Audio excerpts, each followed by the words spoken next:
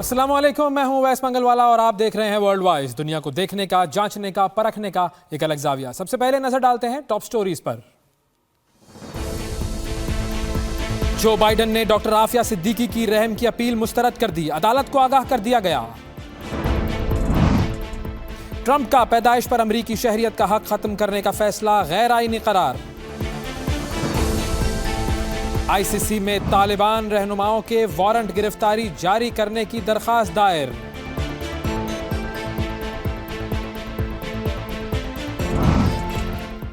बरतानवी अदालत ने साउथपोर्ट में 3 बच्चियों के कातिल को उम्र कैद की सजा सुना दी।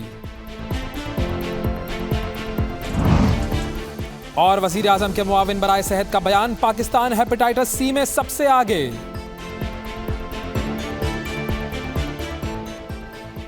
जी, टॉप स्टोरीज के बाद नजर डालते हैं खबरों की तफसील पर और सबसे पहले बात करते हैं जी डॉक्टर आफिया सिद्दीकी की।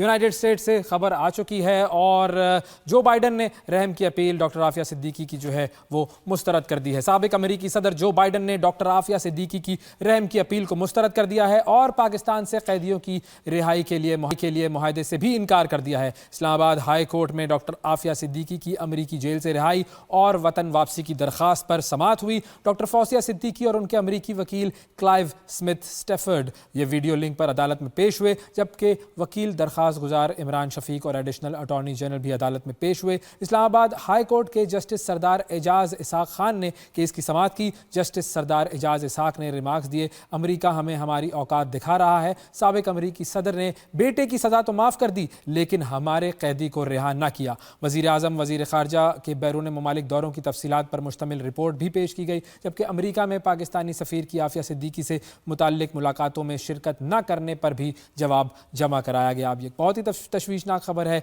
और बहुत ही उम्मीद थी पाकिस्तान के लोगों को कि शायद ये मामला अच्छे तरीके से तय पा जाए, लेकिन ये खबर आ गई है और अब एक मरतबा हम सब ये जानते हैं कि जी डॉक्टर आफिया सिद्दीकी जो है वो अमेरिकी जेल में ही रहेगी। अब देखते हैं कि हमारी हुकूमत किस तरीके से इस मामले को आगे बढ़ाती है और ट्रंप के साथ इस मामले पर कोई बात होती है या नहीं होती। अगली खबर डोनाल्ड ट्रंप के मुताल्लिक ही है और साबिक जो अमेरिकी सदर थे जो बाइडेन, उनके बाद अब डोनाल्ड ट्रंप जो है वो अमेरिका के सदर बन गए हैं और उन्होंने बहुत सारे एग्जीक्यूटिव ऑर्डर्स जारी किए और ट्रंप को पहला झटका भी लग चुका है। ट्रंप के आइन से मुतसादिम फैसले के खिलाफ अदालत जो है वो सामने आ गई है। अदालत ने पैदाइश पर अमेरिकी शहरियत का हक खत्म करने का फैसला गैर आइनी करार दे दिया है। हुक्मनामा जो था ट्रंप का वो आर्जी तौर पर मुअत्तल कर दिया है। 14वीं आइनी तरमीम के तहत अमेरिका में पैदा होने वाला तकरीबन हर बच्चा खुद ब खुद शहरियत का हकदार करार पाता है और जज ने सदर ट्रंप का इकदाम यकसर गैर आइनी करार दिया और मजीद कार्रवाई तक सदारती हुक्मनामा 14 रोज के लिए इल्तिवा में डाल दिया है।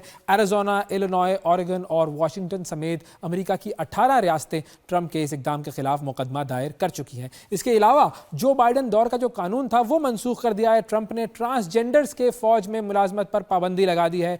14,000 ट्रांसजेंडर अमेरिकी फौज का हिस्सा हैं और 2021 में एक एग्जीक्यूटिव ऑर्डर के जरिए बाइडेन इंतजामिया ने ट्रांसजेंडर्स को फौज में मुलाजमत की इजाज़त दी थी, वो अब ख़त्म हो गई है। फिर एक और काम किया है ट्रंप ने, जॉन एफ कैनेडी कत्ल की दस्तावेजात सामने लाने का एग्जीक्यूटिव ऑर्डर जारी कर दिया है। साबिक दौर में खुफिया एजेंसियों के दबाव के बायस बड़ी तादाद में दस्तावेजात को खुफिया रखा गया था। उसमें साबिक अमेरिकी सदर जॉन एफ कैनेडी कत्ल से मुताल्लिक दस्तावेजात भी शामिल हैं। जॉन एफ कैनेडी को 1963 में कत्ल किया गया था और अमेरिकी सदर डोनाल्ड ट्रंप ने इंतखाबी मुहिम के दौरान कत्ल से मुताल्लिक दस्तावेजात जारी करने का वादा किया था। पिछले दौर में भी उन्होंने ऐसा वादा किया था और कुछ दस्तावेजात जारी भी की थी। सेनेटर रॉबर्ट कैनेडी और मार्टिन लूथर किंग की दस्तावेजात जारी करने का ऑर्डर भी जारी किया गया है। और ये बहुत अहम खबर है, पता चलेगा दुनिया को कि बुनियादी तौर पर ये जो कत्ल था JFK का ये कैसे हुआ था। अच्छा, एक और खबर है और वो खबर है जी अफगानिस्तान से मुताल्लिक और बुनियादी तौर पर यह खबर जो है ये अफ़गानिस्तान के लिए एक धमकी तो नहीं, इसको एक तंबीह कहा जाएगा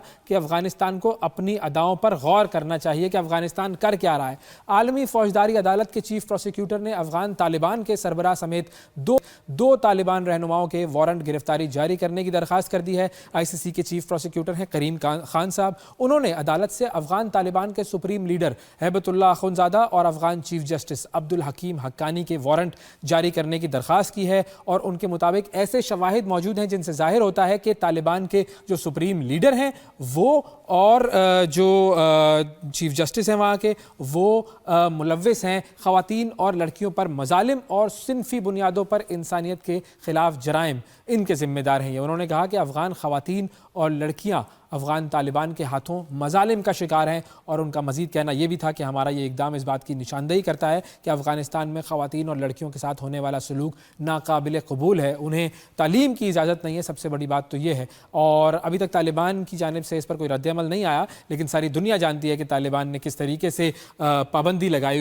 ख़वातीन की और बच्चियों की तालीम पर। अब एक और ख़बर है और ये ख़बर है जी जर्मनी से, और यहाँ पर भी अफ़गानिस्तान के हवाले से बात होगी। और यहाँ पर भी मामला ये हुआ है कि एक हमला हुआ है और इस हमले में फिर एक अफ़गान शहरी मुलव्विस पाया गया है। जो दहशतगर्दी अफ़गानिस्तान से पाकिस्तान आती थी वो अब जर्मनी भी पहुँच चुकी है। जर्मनी का शहर है स्कैफनबर्ग, वहाँ पर चाकू हमला हुआ है, उसमें 2 लोग हलाक हुए हैं, एक बच्चा भी उनमें शामिल है। और पुलिस के मुताबिक चाकू हमला अफ़गान शहरी ने किया है। और हमारे जो नुमाइंदे हैं जर्मनी में अब्दुल रहमान, उनसे हम इसकी तफसील जानते हैं। जी अब्दुल रहमान, बताइएगा क्या तफसीलात हैं आपके पास? बवेरिया के एक शहर में कल एक चाकू हमला देखने को मिला है, जहां पर एक अफ़गानी पुलिस हुकाम का ये कहना है कि उसके अंदर एक अफ़गानी नसरा जो है वो मुलव्विस है। जर्मनी में पिछले साल भी इस तरह के कई वाक़यात देखने को मिले थे, लेकिन इस वाक़े के अंदर जो चीज़ सबसे ज़्यादा तकलीफ दे थी वो ये थी कि ये चाकू हमला बच्चों के ऊपर भी किया गया। इसके अंदर बताया जा रहा है कि अब तक 2 लोग हलाक हो चुके हैं और एक जिनमें तफसीलात के मुताबिक ये बताया जा रहा है कि 41 साल एक जर्मन आदमी जिसके ऊपर चाकू का हमला किया गया है, उसके बाद फिर एक बच्चा जो मोरक्को से जिसका ताल्लुक था उसके ऊपर भी हमला किया गया। और इसके अलावा भी बताया जा रहा है तफसीलात के मुताबिक कि 6 लोग इस हमले के अंदर ज़ख्मी हो चुके हैं। और मज़ीद पुलिस ने जब छानबीन की और उस बंदे के बारे में जब जानने की कोशिश की तो पता ये चला कि वो बंदा पहले ही मेंटल ट्रीटमेंट के अंदर उसके दिमागी तवाज़ुन दुरुस्त नहीं था और उसके ऊपर वो ऑलरेडी इस चीज़ के ऊपर इलाज ले रहा था।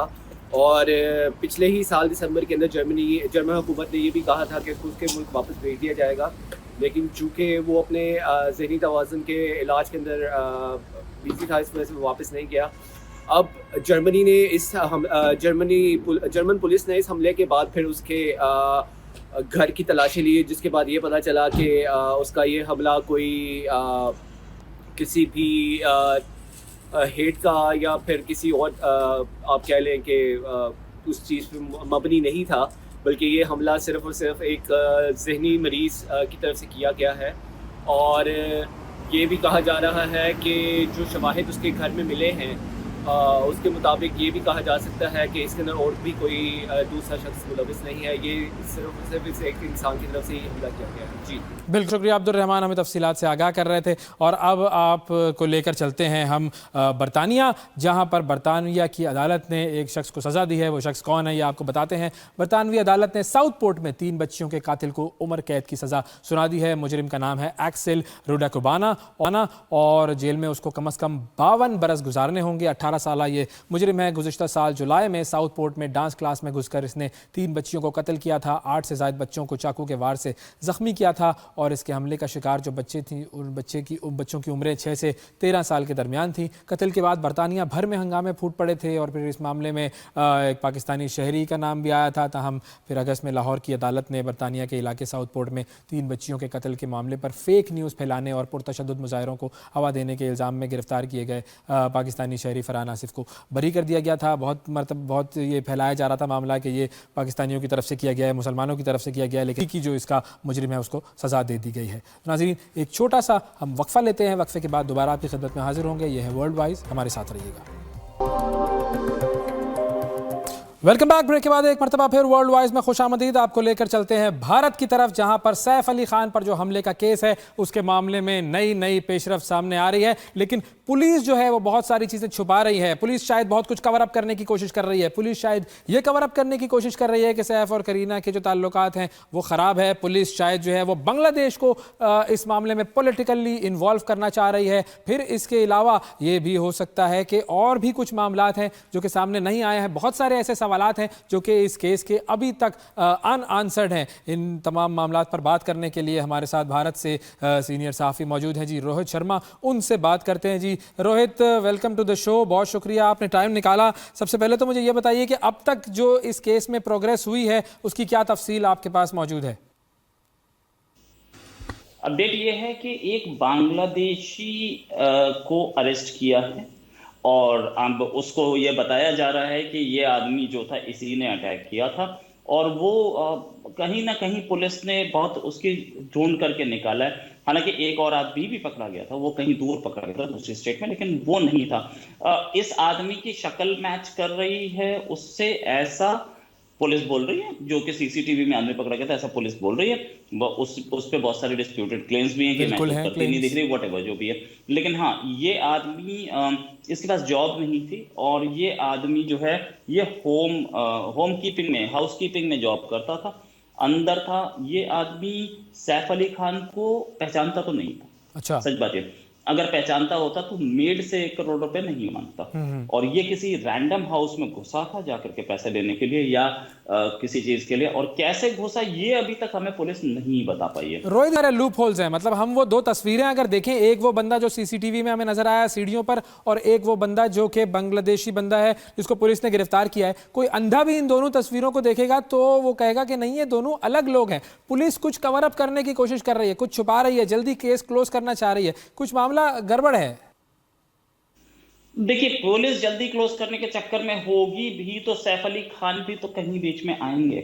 सैफ अली खान भी तो बताएंगे कि ये वही आदमी था या नहीं। पुलिस या जो मेड है उसने भी बताया होगा, तभी तो अरेस्ट हुआ है। तो ये दोनों एक्सेप्ट कर रहे होंगे या इन दोनों में से एक भी आदमी एक्सेप्ट कर रहा होगा कि हाँ यही आदमी जिसने अटैक किया था। तो पुलिस आप जो भी बोलिए, इलेक्ट्रॉनिक एविडेंस उसको सपोर्ट कर रहा है नहीं कर रहा। जब सैफ अली खान बोल रहे हैं कि इस आदमी ने मेरे ऊपर अटैक किया था, या मेड बोल रही है कि ये आदमी वो था जिसने मुझसे 1 करोड़ मांगा था, जो अंदर मुझे मिला था, इस स्टोरी में बहुत सारी चीजें अभी तक क्लैरिटी नहीं है। अंदर बायोमेट्रिक लगा था। बायोमेट्रिक मतलब आप उंगली लगाएंगे तभी दरवाजा खुलेगा। तो यार ये अंदर घुसा कैसे? तो ये पता लग रहा है कि वो 11th फ्लोर तक कहीं सीढ़ियों से और वो बाहर बालकनी से कूद के घुसा। अब हो सकता है इलॉजिकल, लेकिन जब सैफ अली खान मान रहे हैं तो हमें शक करने का कोई चांस तो मुझे लगता नहीं है। बट हाँ, बहुत सारे लोग क्वेश्चन कर रहे हैं इस बात को, बहुत सारे लोग क्वेश्चन कर रहे हैं। मैं ये बोल रहा हूं कि मैं पुलिस पे शक कर सकता हूं, मैं सैफ अली खान पे शक नहीं करना चाह रहा हूं, क्योंकि वो तो विक्टिम है। उनके साथ तो जो हुआ वो किसी के साथ ना हो, भगवान किसी के साथ ना करे। वो उनकी बस एक वो गलती है, वो अपने बच्चे को, क्योंकि ये उनके बच्चे के कमरे में घुसा हुआ था, बेटे के, छोटे वाले बेटे के, वो अपने बच्चे को बचाने के चक्कर में अंदर घुसे और इस आदमी ने चाकू निकाल के मार दिया। ठीक है, अब किसी के हाथ में चाकू हो तो कितनी बड़ी बॉडी हो तो वो कोई फर्क नहीं पड़ता, चाकू मार ही देगा आदमी। जहां तक बात, और चाकू एक बार लग गया है, वो 3-4 इंच अंदर घुस गया है, तो फिर उसके बाद आप इस पोजीशन में आ जाते हैं कि आप उसे मार नहीं सकते। वरना सैफ की बॉडी और इस आदमी की बॉडी में जमीन आसमान का फर्क है। सैफ उसे न्यूट्रलाइज कर सकते थे, या बच्चा वहां नहीं होता तो सैफ कहीं और अपने कमरे में बंद होकर के पुलिस को कॉल कर सकते थे। अच्छा, सैफ अली खान का क्या ऑफिशियल बयान ले लिया गया है पुलिस की तरफ से? सैफ का बयान जो पता लग रहा है उस हिसाब से सैफ का बयान रिकॉर्ड कर लिया था उन्होंने, लेकिन मेड का तो कर लिया है, मेड का तो किया है, मेड का बयान तो सबके सामने है। सैफ का पता लग रहा है कि वो हॉस्पिटल में ही किया था उन्होंने। अभी सैफ शायद दोबारा देंगे कि नहीं इस पे हमें नहीं पता, लेकिन कोर्ट में जरूर बयान देंगे एक बार, जब कोर्ट में से प्रोड्यूस किया जाएगा मोस्ट लाइकली। कोर्ट में अभी तो इनिशियल 12 घंटे 24 घंटे में प्रोड्यूस करना इंडियन लॉ में है कि आपको 24 घंटे में कोर्ट प्रोड्यूस करना पड़ता है, वो कर दिया होगा। अब आगे जब आएंगे तो सैफ वहां पे भी देंगे। अच्छा, अब मैं आता हूं असल मुद्दे की तरफ। सैफ और करीना के ताल्लुकात जो है वो खराब है, इंडियन मीडिया ये रिपोर्ट कर रहा है, क्या ऐसा है? अच्छा, एक बात बताइए, करीना और सैफ के बीच में लड़ाई झगड़ा हुआ या नहीं हुआ, उससे इस चोरी का इंसिडेंट का कोई रिश्ता तो मुझे दिखता नहीं। कोई चोर उनके घर में घुसा, अगर ऐसा ही होता कि चोर घुसेगा उसी घर में जिसमें मियां बीवी का झगड़ा हो रहा है, तो इंडिया और पाकिस्तान में 90% घरों में चोरी हुई होती। ठीक है, लेकिन बात यह है कि उसका कोई रिश्ता नहीं है आपस में। हाँ, दूसरी चीज, अब सैफ की करीना से बन रही है नहीं बन रही, दोनों एक ही घर में थे, दोनों एक ही घर में रह रहे हैं, एक ही घर में रहते रहते बच्चे भी साथ रह रहे हैं। ठीक है, सैफ और करीना की लड़ाई हुई है, क्या रिलेशंस हैं इस पे मीडिया स्पेकुलेशन बहुत है। और मीडिया, मैं कोई सैफ अली खान का सपोर्टर नहीं हूँ, मैंने उनकी आज तक एक भी मूवी नहीं देखी है, ना अच्छा। मैंने करीना की देखी है। लेकिन मैं करीना की एक देखी है, 3 इडियट्स। अच्छा। मैं एक चीज बोलना चाहता हूँ कि उनकी पर्सनल रिलेशनशिप क्या है, या उनकी आपस में झगड़ा हुआ, या उनके बीच में डाइवोर्स केस चल रहा है, इस सब से इसका चोरी का कोई रिश्ता नहीं है। सडनली जो चोरी हुई है, या जो भी इंसिडेंट हुआ है, इसमें सडनली बीच में आ गया कि सैफ और करीना के रिलेशंस खराब है। और फिर उसके बाद खराब है तो उसके बाद के ये प्रूव करने की कोशिश की जा रही है कि करीना नहीं मारा सैफ को। जी। तो मैं इस पे थोड़ा सा वो करूंगा, थोड़ा सा मैं आगे बढ़ के बोलूंगा कि उनकी पर्सनल लाइफ में जब तक वो, अगर ऐसा होता कि मारने की पोजीशन आती, मारपीट की नौबत आती, तो करीना क्या अलग नहीं रह रही होती? सर, करीना की खुद की पर्सनल प्रॉपर्टी कम नहीं? कहा यह जा रहा है कि इन दोनों की आई थी, आपस में एक दूसरे पर इन्होंने हमला किया और उसको अब छुपाने के लिए एक चोरी का यह पूरा ड्रामा बनाया गया है। मैं मान लेता हूँ, चलो इस बात में मीडिया आउटलेट्स बेसिकली क्या है कि गॉसिप का अड्डा बन गए आजकल, उसी के लिए, क्योंकि ये खबर जो है इसकी व्यूज आ रहे हैं, इसके टीआरपी आ रहे हैं।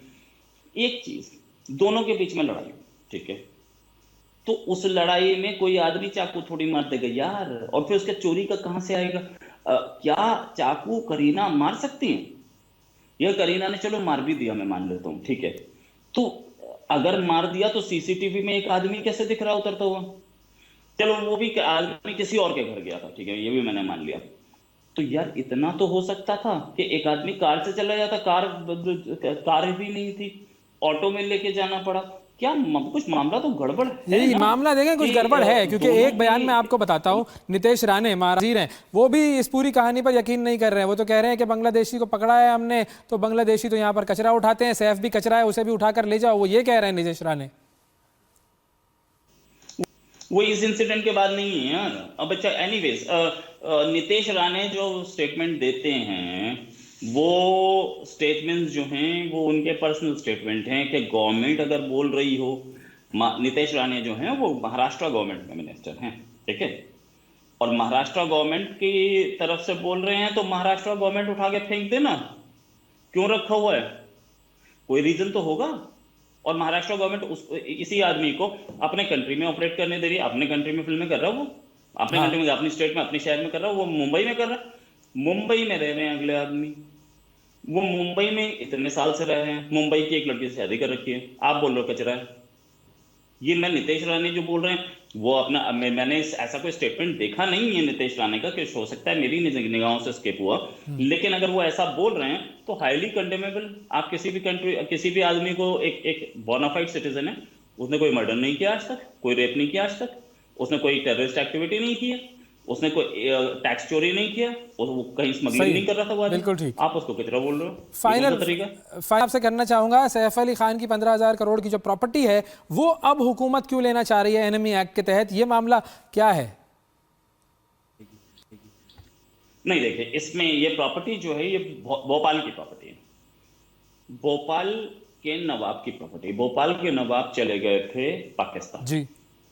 और पाकिस्तान जाते हुए उन्होंने वो प्रॉपर्टी किसी के नाम पे ट्रांसफर नहीं की थी, तो ये हुकूमत की होगी। उनकी एक बेटी ने, मंसूर अली, सैफ अली खान पटौदी के फादर मंसूर अली खान पटौदी, जो कि हमारे क्रिकेट टीम कैप्टन थे, उनके फादर से शादी की थी जी। भोपाल के नवाब ने, की बेटी ने इनसे शादी की थी।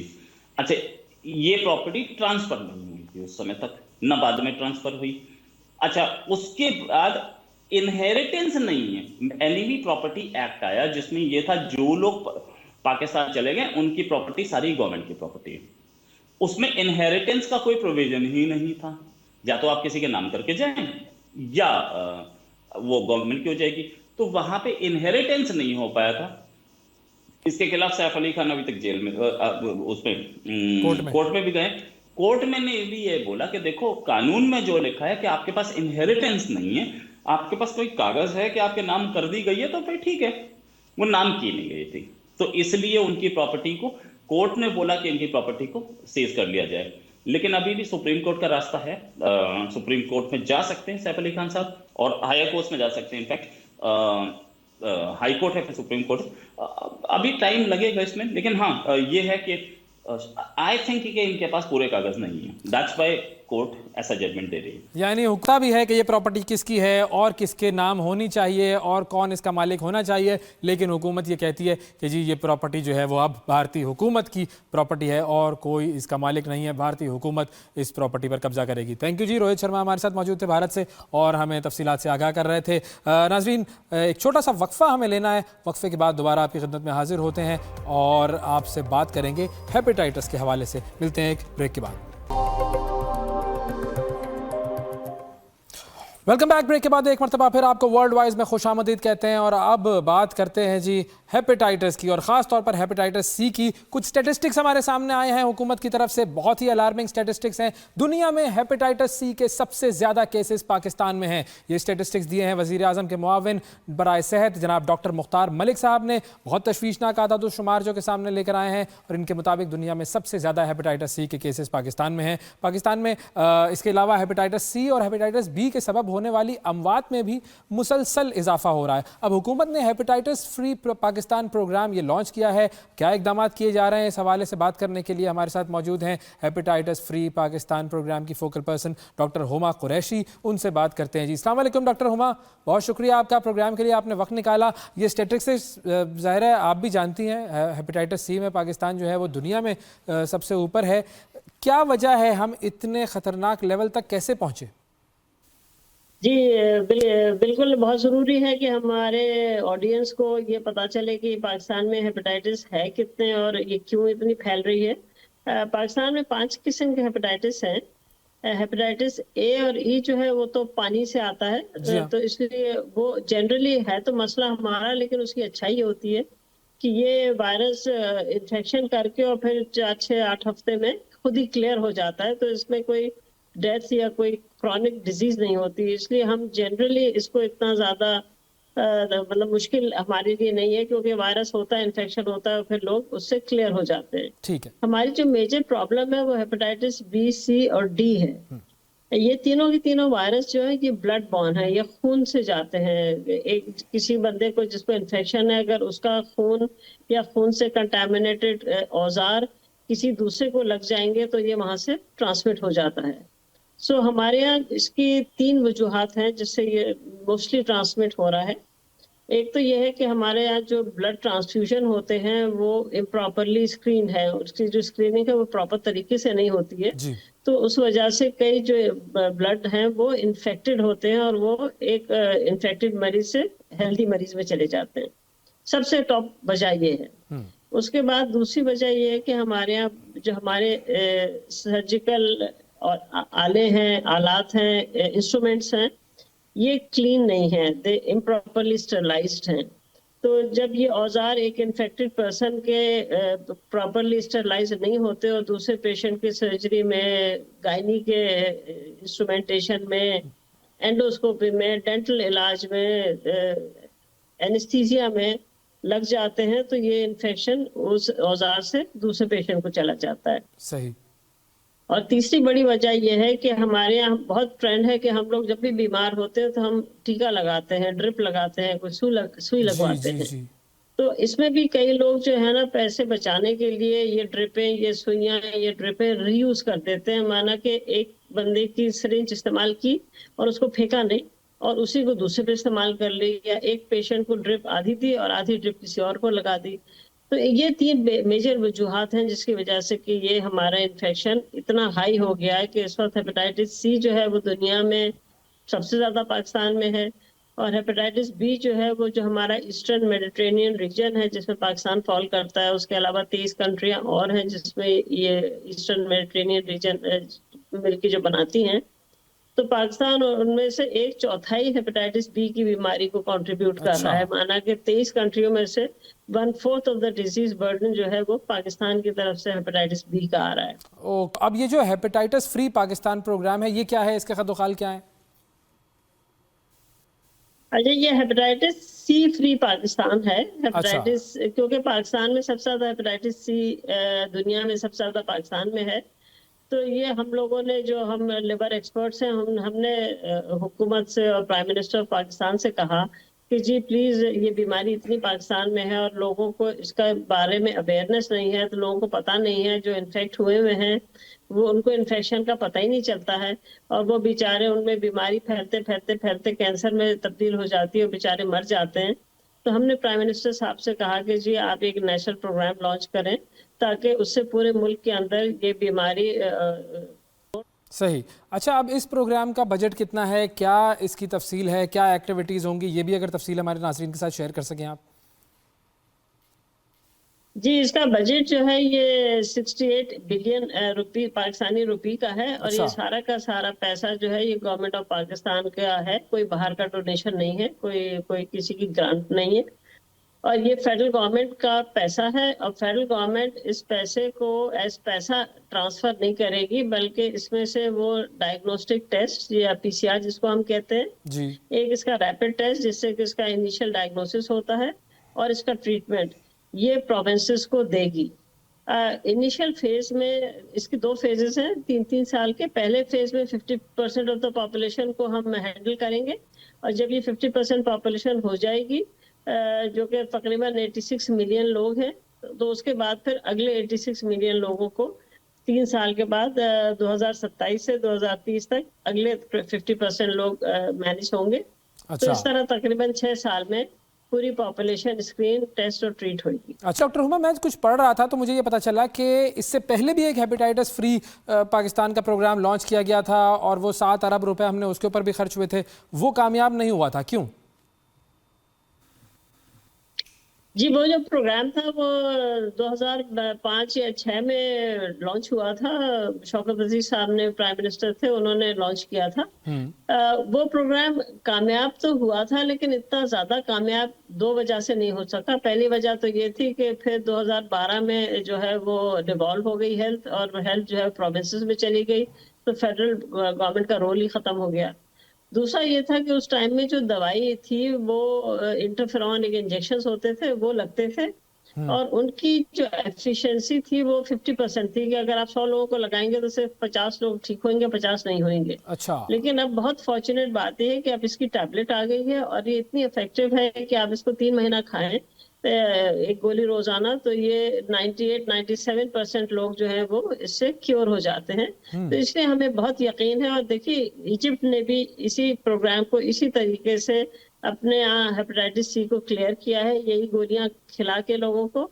तो जब इजिप्ट कर सकता है तो इंशाल्लाह हम भी करेंगे। अच्छा, सबसे बड़ा मसला अकाउंटेबिलिटी का होता है। 68 बिलियन रुपीस हम खर्च कर रहे हैं, ज़ाहिर है टैक्स पेयर मनी है, मेरा पैसा है, आपका पैसा है, तो इंश्योर होना चाहिए हमें कि भाई ये पैसा सही जगह पे इस्तेमाल होगा। अब मुझे थोड़ा सा ये बताएंगे कि इसमें दवाएं कितने की दी जाएंगी, इसमें टेस्ट कितने के किए जाएंगे, इसकी जो अकाउंटेबिलिटी है वो कैसे होगी, परसेंटेज क्या होगा दवाओं का और टेस्ट का? इसका यह है कि देखिए, सबसे पहले एक तो पहली बात यह है कि इसमें सारी पॉपुलेशन जो कि 12 साल से बड़ी उम्र की है वो टेस्ट होगी। एवरीबडी वुड बी टेस्टेड जो कि 12 साल से बड़े हैं। तो पहला जो टेस्ट होता है उसको हम रैपिड टेस्ट कहते हैं। वो एक छोटा टेस्ट होता है जिसको हम जैसे ब्लड शुगर टेस्ट करते हैं, इस तरह से उसे टेस्ट करते हैं। तो वो जो रैपिड टेस्ट है वो फेडरल गवर्नमेंट सारे के सारे 50% ऑफ द पॉपुलेशन या 86 मिलियन लोगों के सारे टेस्ट फेडरल गवर्नमेंट अपनी बजट से देगी। उसके बाद उसमें से जो लोग भी पॉजिटिव आ जाएंगे, जिनके अंदर रैपिड टेस्ट पॉजिटिव आ जाएगा, उनका फिर पीसीआर होगा कंफर्म करने को वो उनको बीमारी है कि नहीं है। तो ये पीसीआर जो है ये 30% फेडरल गवर्नमेंट मतलब करेगी, और 70% जो है ये प्रोविंसेस अपना पैसा डालेंगी। अच्छा, फिर जो लोग पीसीआर में भी उनका वायरस नजर आ जाएगा तो फिर उनको दवाई मिलेगी।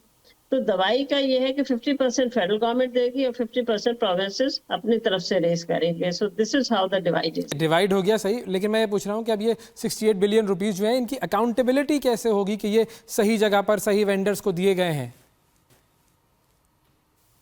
अच्छा जी, अकाउंटेबिलिटी का भी बहुत अच्छा हमने सिस्टम डेवलप किया है। बात यह है कि हमने इस प्रोग्राम को पूरा इलेक्ट्रॉनिक रखा है कि इसका एक सॉफ्टवेयर डेवलप किया हुआ है। जो ये सॉफ्टवेयर में सारा डेटा डलेगा, जो मरीज है वो उसका डेटा एज थ्रू CNIC और थ्रू मोबाइल फोन एंटर हो जाएगा। और उसके बाद उस डेटा से ट्रैकिंग शुरू हो जाएगी कि जी ये मरीज कहाँ गया, इसके टेस्ट की क्या रिपोर्ट आई, रिपोर्ट में पॉजिटिव था तो दवाई मिली कि नहीं मिली। तो एक तो इस तरह, दूसरा ये है कि हमें ज़ाहिर है सेंसस हुआ है, हमें हर डिस्ट्रिक्ट की पॉपुलेशन का पता है, हमें उस डिस्ट्रिक्ट में मोर देन 12 साल के लोग उसका भी पता है, हर घर में भी पता है कि कितने लोग 12 साल से बड़े हैं।